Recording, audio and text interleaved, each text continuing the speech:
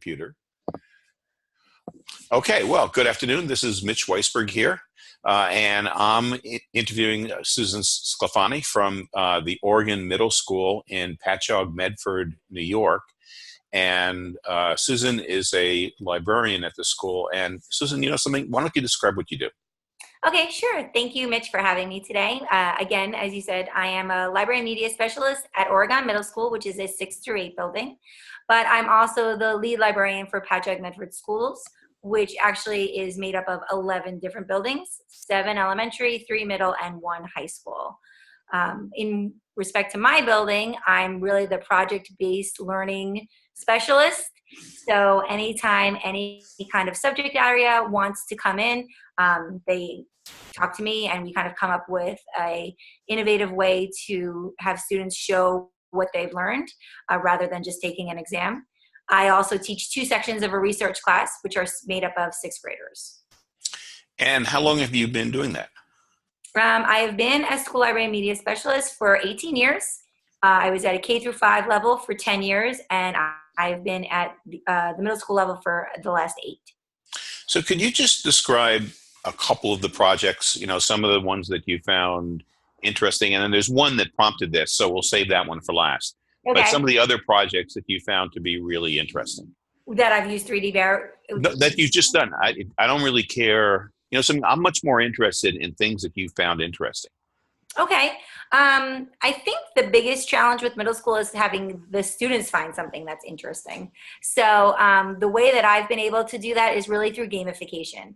That trend in education has not only been engaging for the students, but the teachers kind of get caught up in the excitement as well.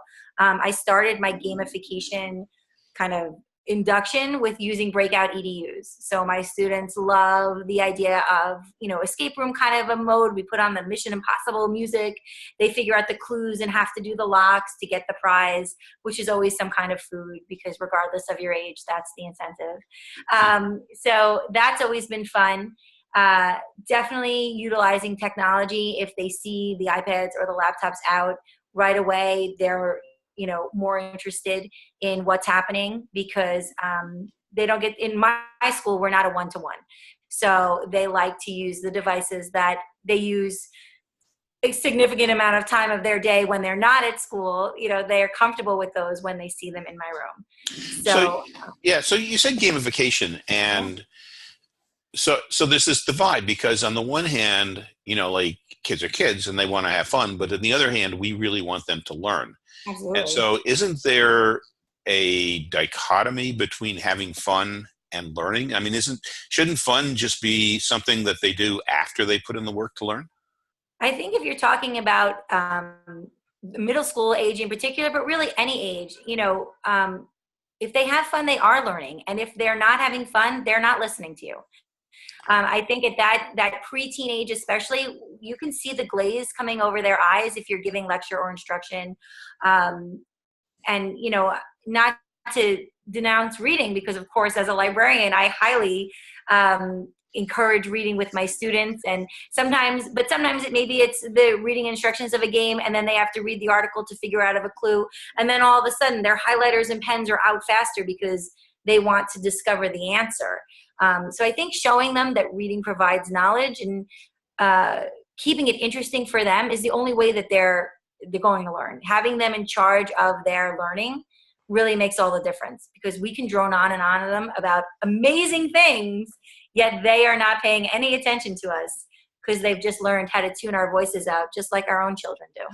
And it kind of sounds, as you're talking about gamification and having fun, that you're really putting kids in that zone of proximal development, you know, like just outside of what they know, but challenging enough so that they can do it, but they're still challenged. And that absolutely. And you can't give them something where they're just going to get discouraged, because then they're going to shut down on you as well. So it has to be this balance of, you know, they have to have some background knowledge. I mean, obviously lecture and instruction are important tools.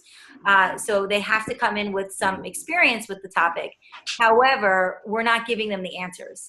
A lot of times when they look at me, I'll say, you know, you can figure this out, or it's in your notes, or go back. I mean, I've done a lot of flipped classroom pieces as well. So you can say simply, go back to the video. You know, they learn through YouTube. So I put a lot of my things on our Microsoft Stream account. So, but putting the tools back in their hands rather than just having us tell them, you know, what to do.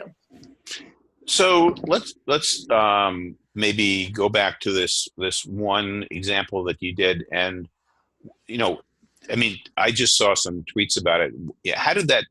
You asked them to redesign what, their school, their library? Their school. So I was excited when they chose the library as their setting, but it really could have been anywhere. And again, just kind of giving them the power for that choice made a huge difference. I had 6th, 7th, and 8th graders at different parts of the day all over the building. There was no way for me to monitor all of them because there were too many sections, but never once did we get reprimanded or in trouble, or did I hear about somebody not being on task. So that's a big deal for middle school students to be able to handle the freedom to kind of be all over the place and still on task. But there's a big initiative in my district. Dr. Michael Hines is a huge fan of the Finnish education system. He's actually traveled over to Finland to try to bring some of their philosophies and ideals back to the States and specifically to the Patchogue-Medford School District. So the elementary buildings over the last 5 years that he's been superintendent had been given funds to bring more of these kind of open space concepts, flexible learning spaces, common areas for students to collaborate. And now it was the middle school's turn. So we were excited and yet afraid because middle school kids are a little bit bigger. They come with kind of a different set of problems than an elementary. And what was going to work for our kids where it would be fun and functional and yet interesting for them and not too juvenile. So I kind of met with my principal and Dr. Hines and said, can I let us ask the students? You know, instead of us picking what we think preteens would like, let's ask those preteens because most of the time we're wrong. You know, especially if we've picked it out, it's not what they're going to want.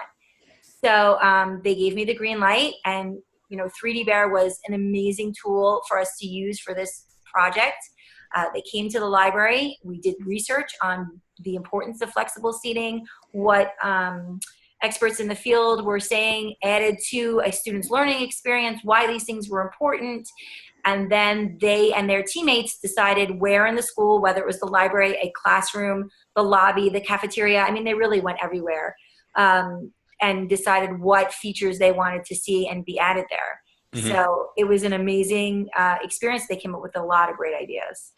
So I'm going to like switch gears a little bit here, okay? Because that sounds like a really fun project. And I can see the kids getting really excited about it, and I can see them learning some stuff on it. But I'm going to switch and share. I've got here on my screen some of the, can you see it? The New York State ELA anchor standards here. And I don't know if you were to take a look at these standards, like, does this project help meet any of these standards? Sure, absolutely. You know, first of all, we did our background investigation. So your reading standards right away are hit. Making logical references from a text, citing specific text evidence when writing or speaking. Part of their project, their end result was we used an app smash with 3D Bear, and we use Flipgrid. So they created a video sharing their design, and then they explained what the research showed in order to support the design changes that they had made. And they always had to come back to that, how the evidence supported their design changes. Let me see what else is here. So there's your reading. Your writing, they had to write before they went on Flipgrid, so I didn't get a whole bunch of ums and ahs. They had to write out their presentation and make sure that they hit key elements. And the speaking and listening, they spoke when they made the presentation, and then they watched each other's, and they kind of voted on, or they voted on each other's designs and reasonings why. And then those best designs went to the principal and superintendent of schools. Okay. And then, you know, I also, you know, I was wondering, like, by any chance, did it also meet any of the science standards? Because here's basically, you know, New York State, as in, you know, many states today, is following the next generation science standards. Absolutely. Where the basis is three-dimensional learning, science and engineering practice, disciplinary core ideas, and cross-cutting concepts. Were there any of the science standards that, you know, redesigning the school met? 100%. I mean, asking questions and defining problems. The first one, where did you think that the seating needs to be changed? Why do you think that? Planning and carrying out investigations. They walked throughout the building. The first day was just kind of a get used to the app and also get used or figure out where you want to go. Constructing explanations and designing solutions. Again, it was just kind of like a reiteration of what we did with the ELA standards. Engaging in argument from evidence. They were supporting their ideas using research backed information. Mm-hmm. So all of this stuff, even structure and function, scale, proportion, and quantity. Scale was huge for this because some of them would come back with designs and I'd say, that's great. All that furniture is not going to fit in that little space. Like you can make it really small, but that doesn't help, So Right. they put each other Mm-hmm. in the scene so they could see, okay, you're right, that chair is he's not going to be able to sit on that chair, or I've made it too big. Now it looks like a giant can fit in it. Or even just putting the chair up in space. And I'd say, okay, well, this library has gravity, so let's move it down, Right. It was important for them, and they understood those concepts when they looked at it again and thought, oh yeah, I guess that's not going to work. I'd say, no, go back and do it again, fix it, and they were excited to fix it because they wanted it to work. So as you're talking, and I wasn't going to do this one also, but I'm going to switch to this one. Sure. So it kind of sounds to me like, basically you were walking them through this whole design thinking process. And you happen to be using 3D there, but it's basically the design thinking process that you would use with any design thinking or problem-based learning. So maybe could you just walk us through the process that they had to go through, kind of maybe using this as an outline? Sure. So defining the challenge was to define where in Oregon Middle School they wanted to see flexible seating. They had to research the background by looking at different articles that I provided them on flexible seating, its importance, its introduction into school settings and middle school settings in particular, and what the benefits were for this kind of seating arrangements. They had to create a demonstration model. So they and their team met and had to determine where in the school they were going to put it and what particular seating changes they were going to make. So I had uploaded probably about 30 different choices into Thingiverse underneath the header Oregon MS. So the students would log into Thingiverse and they could see all the different choices, whether they wanted the couch or the yoga ball or their favorite was like the amphitheater seating. So they definitely had to talk about which ones they wanted to put and what was going to fit. That along went with finding the objects, composing a script. Before they could record their Flipgrid, they had to show me their draft, which was attached to their rubric, so they knew exactly what they were going to be evaluated on and made sure to hit all those target points when they created their script while turning in their assignment. And then they went to the actual location where they wanted this flexible seating, and they built the scene using 3D there and presented it using Flipgrid. Okay, so it's basically these everything steps. in one of these 7 steps. Right. Yeah. Okay. I wasn't even going to do this, but as you were describing it, it just seemed to me to fit right in. Absolutely. fit right in. So I'm going to stop sharing my screen, and I guess first, maybe could you show some of the designs that the students created? Absolutely. For some reason on my Zoom here, maybe it's because you're recording, I lost the share screen button. It should come back because I'm no longer sharing. I had that really great little toolbar at the bottom, and it's not. Let's see. So yeah, one participant can share at a time, but I don't think. Oh, yeah, I'm not sharing anymore. So you should be able to share. Let me see if it says show chat, no record invite. When I came back after sharing my screen the last time, that little toolbar that was on the bottom disappeared. So now I just see you. I'm like up on the top instead of over on the side. Well, that's okay. But if you click on the window. There's no window. If you click on your picture or my picture. Click on my picture? Okay. Or my picture. Yeah. It doesn't show up? I just go to full screen map mode. Okay. So I'm going to say multiple. Do you have it now? No. I'm going to go to help. Let me see if it helps. It's share screen. Start share. Okay, now I have it. Okay. I'm gonna go into, I want it in my Finder.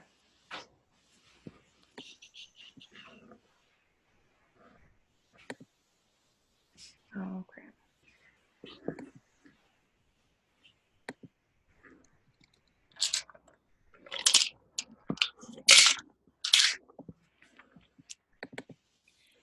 Redesign files is in my Finder.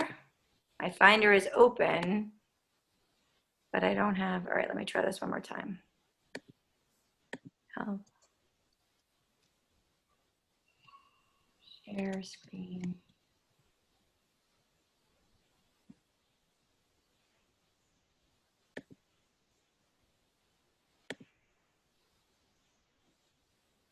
Darn, that's a shame because we even rehearsed this. I know. Turn Mac screen by sharing on and off, share another Mac. I just had it and now it disappeared again because I went into my Finder. I don't know. All right. Maybe you have to click, sometimes you have to click Zoom. All right, so it's in meeting. Oh, and I can hit start share. It doesn't have it. It doesn't have my Finder open again. I mean, I can see like a couple of designs. Okay. Well, let me do this and then hit share screen. So can you see? Okay. Yep. There it is. Okay. And then I can do this one, right? Nope, this one. And I'm going to full screen. Okay. Let me get past these junky ones. Okay. Yeah, I only see this one with the, I don't know, they look like bicycle seat tables. Oh, you do? You don't see my Finder come up? No. Oh, Yeah. now? Oh, yeah. Well, now you just clicked on it. I close this. You can close that. But now we're back going to see you. All right. So I'm going to go back to the Finder. And I'll go into Zoom, meeting, start share. Yeah, it does. Oh, here we go, Finder. Share screen. I'll get it. Open. There we go. How about that? Yep. Good. Yeah. Yep. Okay. So this is starting. So do you want me to just start talking about them? Yeah. Or? So what was, yeah, what's real and what's not real? Well, my library, even when I came from, as I mentioned, I was in an elementary school setting for 10 years, and I left this bright yellow library with these big blue tables, and it was just kind of warm and sunshine. And I came to this like mahogany and dark wood, and I thought, oh, I'm in a really grown-up place. And that's a shame because middle school really isn't grown up. So one thing I really noticed is that the students put in a lot of color. So anything that's lime green or electric blue, is not my furniture. But they added things and made it really bright. Definitely the cafeteria they wanted more comfortable seating rather than their hard tables. We have some environmentally conscious students, and they added that recycling bin because our school does zero recycling. So they really wanted to see that get done. More fun. Again, like lounging seats and interesting, tables, again, just to kind of make it like a coffee shop feel. The solar system was the new gallery that 3D Bear had put in just as we started to do this project. So they wanted to have a solar system in the cafeteria so people could watch. I guess because the food is out of this world, right? That's exactly, I'm sure that's what it is. Or maybe they feel like it's from another planet, I think. Or should go to another planet. Right. Like the astronauts can take it up. A lot of them I had some boys that are just, kind of sixth grade boys, and they wanted, seats shaped like hamburgers. They're in the cafeteria. That's what they want to sit on. So a lot of it was fun, and you saw a lot of creativity and personality come out through these projects as well. Here's a kind of a more formal or traditional library setting, and the students that became more versed in it then put characters in to show students having a good time or enjoying their new learning spaces. This one's one of my favorite. So these boys are just a riot, and when they first came with this design, I didn't even realize that those recliners look like they're really there. They really do. Yeah, especially how they're leaning on them. Yeah. And that's just my group that, can be a handful. And they had such a good time with this. And they really came up with such a great design that they wanted to put the lazy boys in the middle, in the beginning of the school, which I don't think is going to be one of the changes that we implement. But, they did a really good job. Also, I had a lot of students, wanted some gaming sections set up in the building, which I did say, I don't, again, I like their ingenuity. However, I didn't think that was one that the principal or superintendent of schools was going to approve of. Mm-hmm. But a lot of it was just to bring comfort. And when they did their descriptions, they talked about even just having like a de-stress zone. Like, this is the student's, and I remember it specifically because he had his dinosaurs on the table and his, and he said, sometimes you just need a minute in class and you just need to go to a corner and maybe play with a couple of dinosaurs. And I was like, you know what? I feel like you do need that once in a while. Right. I want a little corner. Yeah, so do I. Right? Just play with dinosaurs once in a while. Wow, that's a cool one. Isn't that a great one? This is their amphitheater seating that they just all loved. Mm-hmm. But again, like, you can see the bright colors, and some of them made sure those are the Pat Med colors, so they want to use school colors. A separate desk for the teacher. A lot of them were very concerned with the teacher comfort. They felt that if the teacher was more comfortable, that they would be nicer. And, it's a good point. Yeah. But they really, and the lobby was a big favorite because there's really nowhere for them to sit. Mm-hmm. And the libraries were definitely something too, because they spend a lot of time in there, which I'm happy about. Now, and the bicycle, and that the would make bicycle my ride, wife very happy. Yes. Right. Eco-friendly. Now, they then presented their plans to either school or district administration?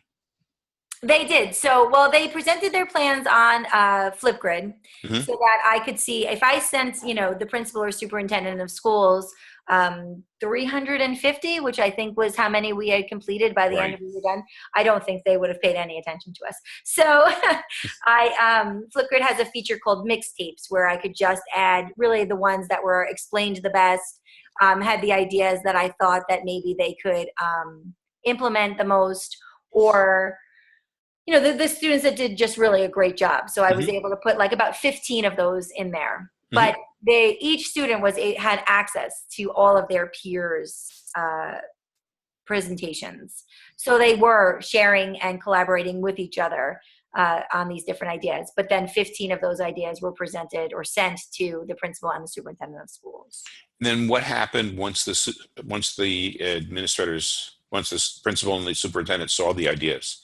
So it definitely sparked some different changes that they were going to make.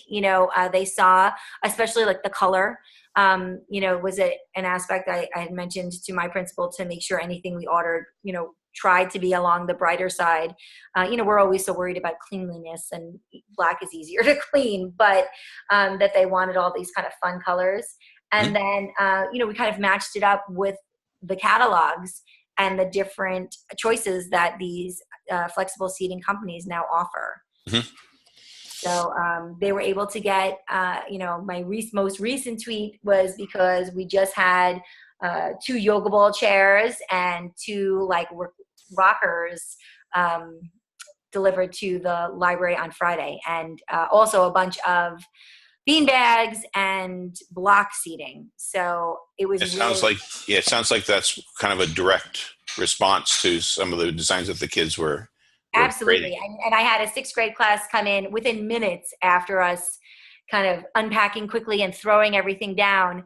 And they walked in and they said, oh, it's 3D Bear come to life. They were so excited to see, even if it wasn't exactly what they chose, they were so excited to see something changed, so that they felt that their voice had been heard in some respect. Yeah. So that was really fun.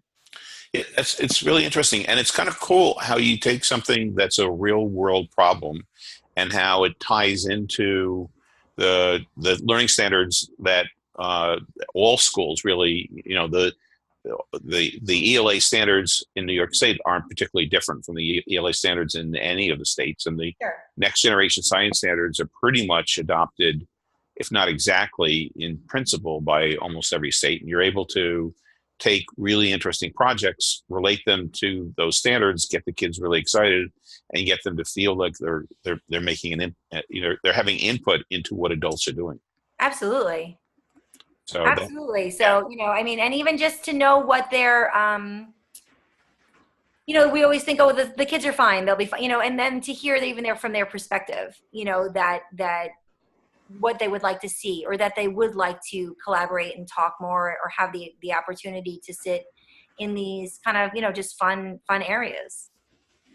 So, well, thanks. Do you have any, I guess, closing thoughts that you'd want to communicate with either the people from 3D Bear or other educators?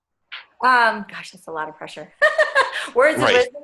No, I just kind of reiterating the fact that if your students are engaged, then they're learning. And if they have a Oh, voice. so you're saying I was wrong? Oh, Jesus, I'm sorry. Like, you're the first person who's ever said I was wrong about something. I can't imagine that's true. Go back to your wife. Right. Or my kids, or Right, anybody else exactly. who knows me. But yeah, I mean, 100%. And also, if they really feel like what they're saying makes a difference, that Mhm. they're not just spitting back to you what you want them to say, and then we're moving on to the next topic. Like, if they feel that their voice has been heard, if they feel that they made an impact on something, if they feel that what they've said or accomplished actually has created to something bigger than just a grade, they really have more stock in it, and they really complete tasks that you wouldn't maybe ordinarily think that they would. And they take a lot more ownership of it than just, making a principal's list or, getting a grade. Well, thank you. You're welcome. So, it's Saturday afternoon. I'm going to let you get back to other activities on this Saturday, and let me